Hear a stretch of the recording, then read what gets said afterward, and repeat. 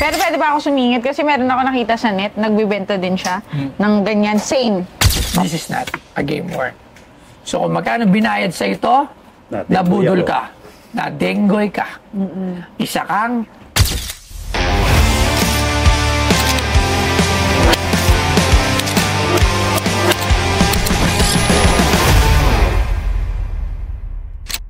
sino yan? Bitin. Hoy! Bakal pumasok yung ano dito, snatcher! Ay, may naiwan? CR. CR? Doon po. Dito po. Dito po. Opo, kung saan po kayo nang galing? Anong ginagawa mo rito? XR lang. May kasama siya. Ay! Kilala ko to, artista to. Sa kontrabida, ano pa? Ano si ano? Julio Iglesia. Ay, akala ko si Jong Hilario. Magandang hapon po sa inyo. Magandang hapon. Ano kasama si Armando? Tropa po eh. Anong ginawa ni Armando? Wala eh. Naihilang po eh. Ano ba pangalan nila? George po, George. Kung tawagan ako sa amin, Kuya George. Kuya George, Kujo. Taga saan po kayo? Taga, ano po kami, Bukawi, Bulacan. Bukawi, Bulacan. Alright. So, ano po ang inyong sadya dito sa Pinoy Pawn Star? May bebenta po sana ako. Sige po, tingnan po natin yan. Isang item na isang... Sige po. Shades ba yan? Hindi po. Okay siya. Tingnan natin ha. Ito po ang Uy! worn short ni Manny Pacquiao nung kanyang pang 8th division na laban kay Margarito.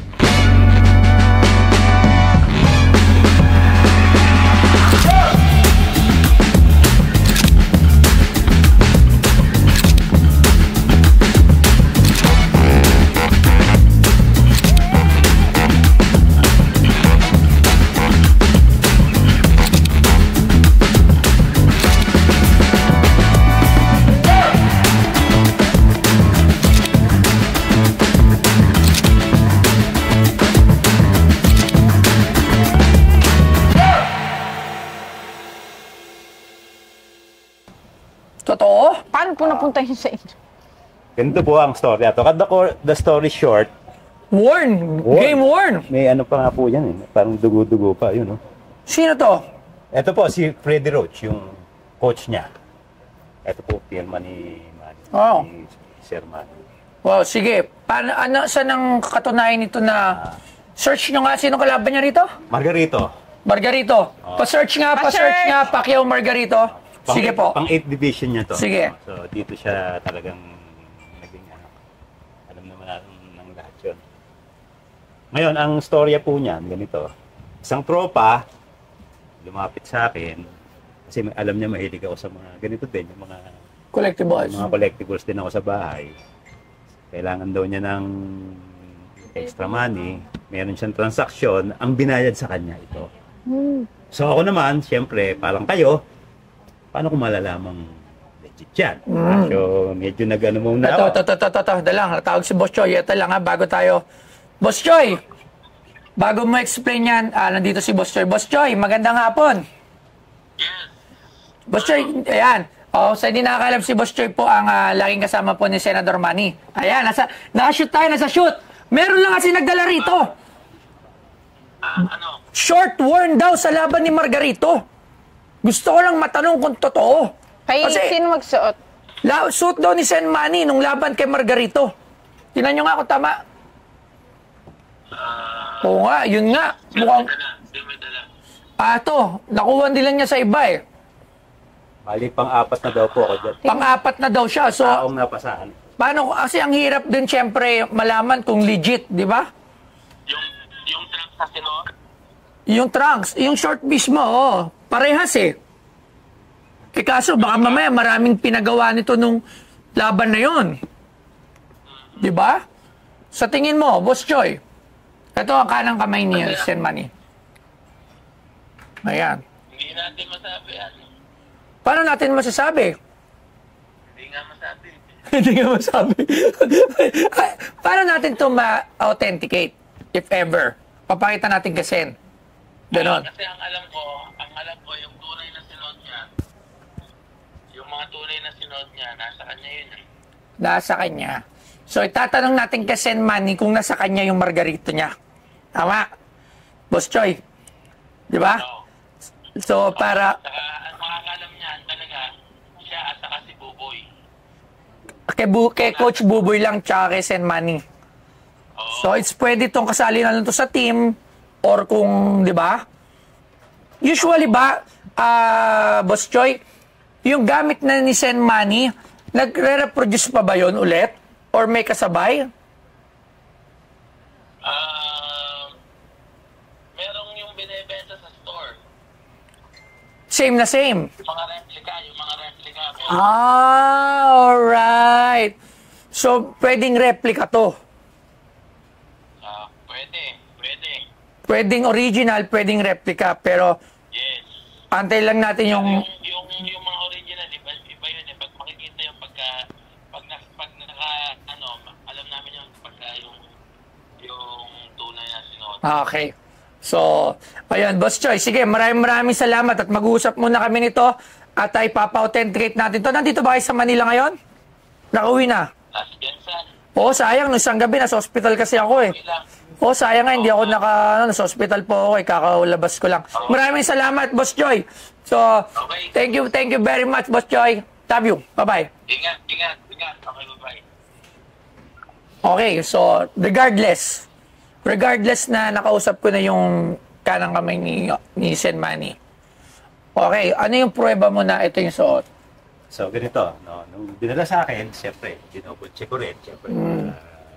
May sinensa sa akin ni pirmahan ni Freddy Roach. Okay, pirmado ni Freddy Si Roach. Freddy Roach. So, tinignan ko muna kung talagang dun sa part na yon Okay. pirma. So, parang okay naman, di ba?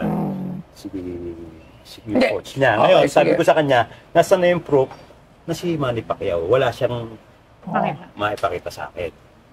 Pero ang ginawa ko na lang, siyempre, tropa naman. Magkano mo ito nakuha? Di ba, secret na lang natin yun. Ha? Ha? Sige, pero magkano mo ito ibibenta dapat? Kung ito yung totoong warn niya, siyempre, 1M po. 1 million. 1M. Okay. Pero pwede ba ako sumingit? Kasi meron ako nakita sa net, nagbibenta din siya ng ganyan, same. Yun. Na ganito, na may signature din. Ayan. Parang dalawa na eh. Signature. Hindi, marami talagang replica. Hindi, ganito kasi yan, ha? Pina-frame niya. Alright. Check So, natin. ito pa, explain ko. The signature is authentic. Ni Roach. Oh. The Manny Pacquiao is authentic. Kasi marami talaga yung signature lang na pagka galing sa store nila. But the short that you said na game worn, dun tayo medyo May skeptical. May question. Hindi tayo sure doon. So, for further, tawag dito, research pa natin to at tatanong pa natin mismo kay Sir Manny. Kasi, tama yung sinabi ni Boss Choi. Nandun kasi ako kay Sen Manny, lahat ng gamit ng laban niya nasa kanya. Hindi ko nakita lahat, pero mostly, nasa pangangalaga niya. Halos lahat. So, tatanong natin to mismo kay Sen Manny. If totoo, kasi katulad dun nga. Ito, sobrang dami. Ito. Ayun. Tapos meron siyang, may signature nila rin dalawa. May Alright. mga nag-cut. Ito pa yung isa. Kasi nagbebenta sila ng mga product na replica ni Sen Manny. So, sana hindi ka na denggoy. Kasi pag ito ay galing lang sa store Patay tayo ba? ni Manny Pacquiao, kasi meron talaga siyang mga souvenir, Naintindihan ko na. nadenggoy ka. At nabudol ka. Ito, meron pa ako ipapakita. Meron pang gano'n, no? Tapos meron ganyan. Ang dami.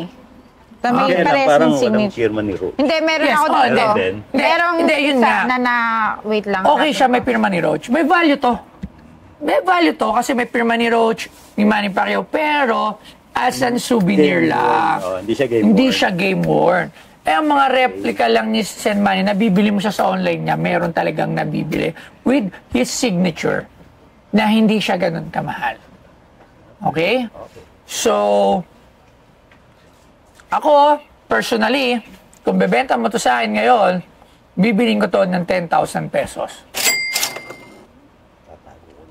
If not game worn. Okay? Kasi meron nga nagbebenta nito. Okay, piti yung sa signature ni Freddy Roach, 10 to 15,000.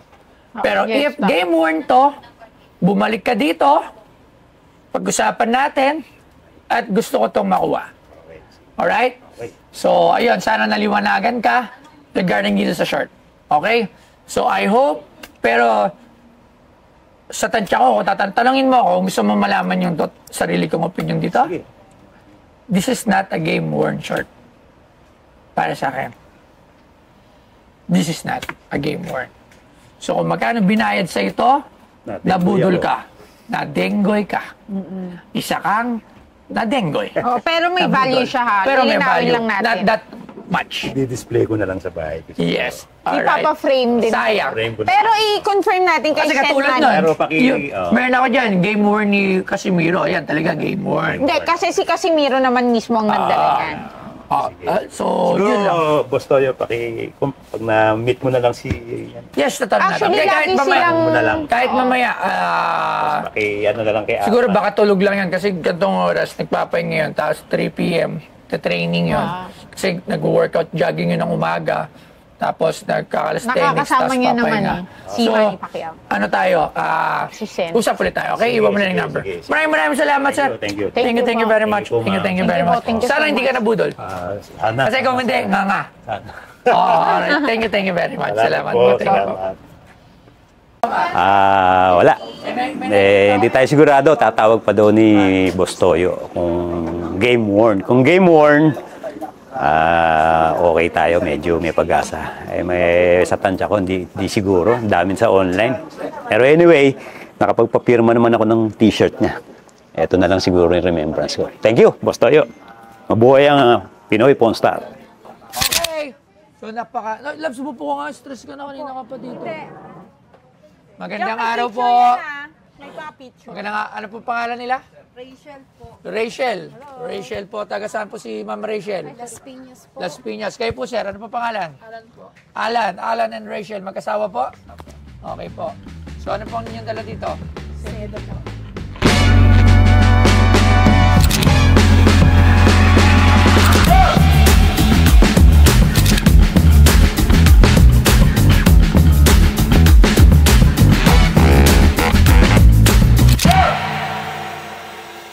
Sedula.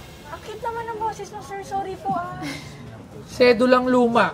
1933. Opo. Puro mga luma yung dinadala rito.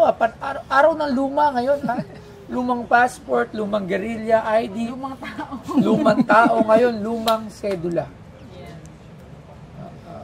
Ibang klase. Ang gusto ko magkaroon ng sedula nung KKK. Bambang. Bulan po. Opo. Bang Manila? Remembrance to my family. Magkano niyo naman binibenta tong lumang sedula? Wala po kami idea. Pero dapat may presyo. Actually, yung sedula, madami yan. Opo. Lalo na pagka normal na tao, yung hindi naman siya, kunyari, hindi siya politiko, hindi siya official or whatever. Pero ngayon lang ako natuto. So, tignan lang nga natin kung sino makakapagsuri nito. Kasi hindi pa. Kanina may nakita ba tayong sedula? Sedula nung ano? Hindi natin kinuha isang Pero sedula. hindi natin kanina. kinuha. Oo, may kinuha kami.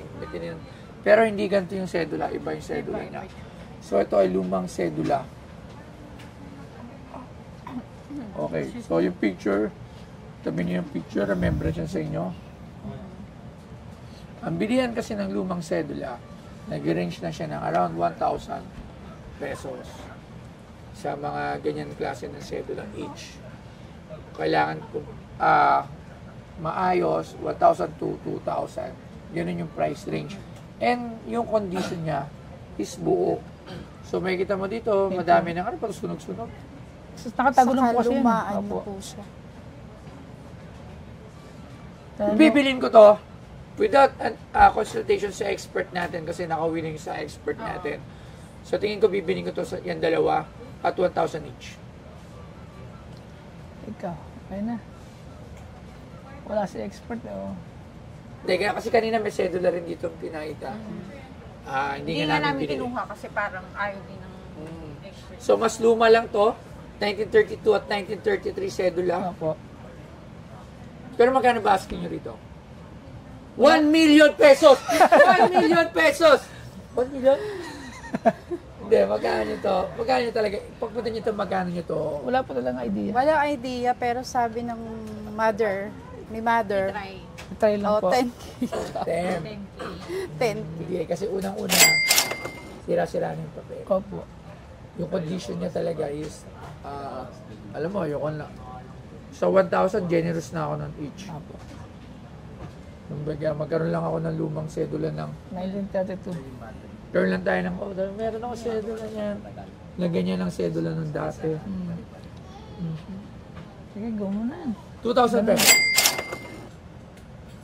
Sa 3. Oo, okay. commute ba kayo? May sasakyan. May sasakyan. Tama-tama po. Gasolina. Pagkalabas po dyan, magpapagas kayo ng 1,500. Meron pa kayong 500 pesos pang drive-thru. Di ba? Bakit to? Parang namasyal lang kayo dito sa Pinoy Podstar. Tsaka, isa pa habol lang yung picture. Okay, so we have a deal. Di 2,000 pesos, sir. Si ma'am, parang ay ni ma'am. Siya, picture ako. Sige po, 2,000 pesos. Maraming salamat po. Sige po, punta po muna kayo dun sa office para po magpirma at mabayaran po mamaya. Thank you Sige, po. tapos magpapicture po. Alright. Okay naman po, and thank you Boss Toyo and Madam. Nagkaroon kami ng pagkakataon dito na makapasok. And yun lang po. Maraming salamat.